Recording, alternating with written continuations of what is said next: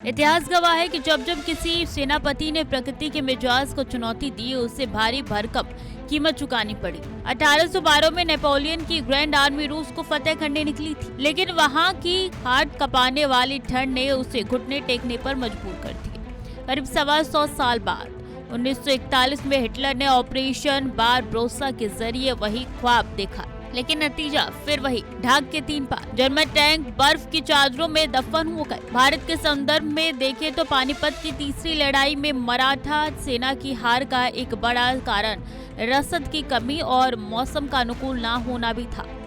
ये घटनाएं एक ही कड़वा सच बयां करती है कि अगर सप्लाई लाइन या क्लाइमेट का तालमेल बिगड़ जाए तो दुनिया की सबसे ताकतवर फौज भी ताश के पत्तों की तरह ढह सकती है।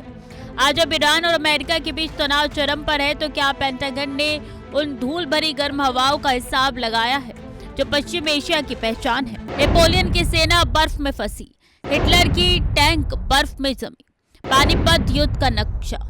ईरान का भूगोल किसी अभेद्य किले से कम नहीं है। अप्रैल बीतते ही यहाँ का पारा 50 डिग्री को पार कर 53 डिग्री सेल्सियस तक पहुँच जाता है। यह महज गर्मी नहीं बल्कि एक साइलेंट किलर है। ये तापमान केवल इंसानी सहन शक्ति की परीक्षा नहीं लेता, बल्कि युद्ध के आधुनिक साजो सामान के लिए भी काल बन जाता है। आधुनिक गर्मी में ड्रोन की सेंसर काम करना बंद कर देती है, मिसाइल गाइडेंस सिस्टम में तकनीकी खराबी आने लगती है और भारी टैंकों के इंजन ओवरहीट होकर जवाब दे जाती है। रेगिस्तान की झुलसा देने वाली गर्मी अमेरिकी सैनिकों के लिए सबसे बड़ी दुश्मन साबित हो सकती है।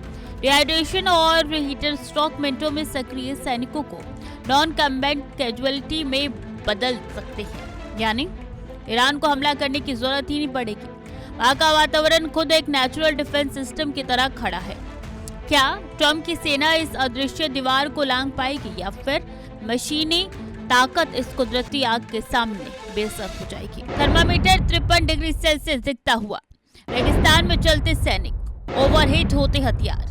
इस संभावित टकराव का सबसे खतरनाक केंद्र स्ट्रेट ऑफ हॉर्मुज। समुद्र का यह संकरा रास्ता दुनिया की आर्थिक रग है, जहाँ से वैश्विक तेल आपूर्ति का करीब 20% हिस्सा गुजरता है। ईरानी बखूबी जानता है कि उसकी ताकत कहाँ है। उसने पहले ही इन समुद्री लहरों के नीचे बारूदी सुरंगों का जाल बिछाने की चेतावनी दी है। जवाब में अमेरिका ने माइन स्वीपिंग जहाज तैनात कर दिए हैं, लेकिन ये खेल बेहद जोखिम भरा है। अगर यहाँ एक भी चिंगारी बढ़ गई तो इसकी तपिश पूरी दुनिया महसूस करेगी। कच्चे तेल की कीमतें आसमान छूने लगेगी, जिससे वैश्विक अर्थव्यवस्था की सांसें उखड़ने लगेगी। ये सिर्फ 2 देशों की जंग ही नहीं, बल्कि एक ऐसा वैश्विक ऊर्जा संकट होगा जिसे संभालना किसी भी राष्ट्रपति के लिए नामुमकिन होगा। सवाल ये है कि क्या अमेरिका एक साथ सैन्य और आर्थिक दोनों मोर्चे पर खुद को झोंकने के लिए तैयार है? अब सारा दामोदार डोनाल्ड ट्रंप के एक फैसले पर टिका है। वक्त तेजी से हाथ से फिसल रहा है। अगर कोई भी सामान्य कार्रवाई गर्मियों के चरम पर पहुंचने से पहले नहीं हुई तो ईरान का मौसम अमेरिका के लिए नेमेसिस यानी कि हार का कारण बन सकता है। विशेषज्ञों का मानना है कि ट्रंप के सामने 2 ही रास्ते हैं, या तो कूटनीति के जरिए दबाव बनाएं या फिर एक ऐसे युद्ध के लिए तैयार रहे जहां दुश्मन से ज्यादा कुदरत से लड़ना होगा। क्या ट्रंप अपनी छवि के अनुरूप कोई चौंकाने वाला कदम उठाएंगे या फिर इतिहास के उन धुंधले पन्नों से सबक लेंगे जहाँ रूस की सर्दी ने नेपोलियन और हिटलर का गुरूर तोड़ दिया था?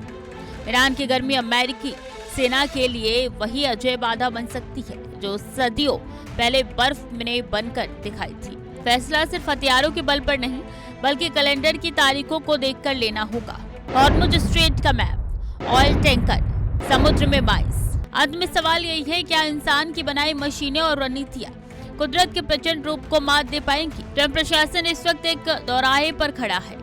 एक तरफ सुपर पावर होने की साख है, तो दूसरी तरफ इतिहास की वो गलतियां जो दोहराई जाने का इंतजार कर रही है। ईरान की तपती जमीन पर जंग का नतीजा क्या होगा, ये तो आने वाला वक्त ही बताएगा। लेकिन इतना साफ है कि इस शतरंज की बिसात पर मौर्य चाहे जितने भी ताकतवर क्यों ना हो, मौसम का एक झोंका पूरी बाजी पलट सकता है। क्योंकि इतिहास गवाह है, जंग हमेशा इंसान नहीं, कभी कभी कुदरत जीतती है।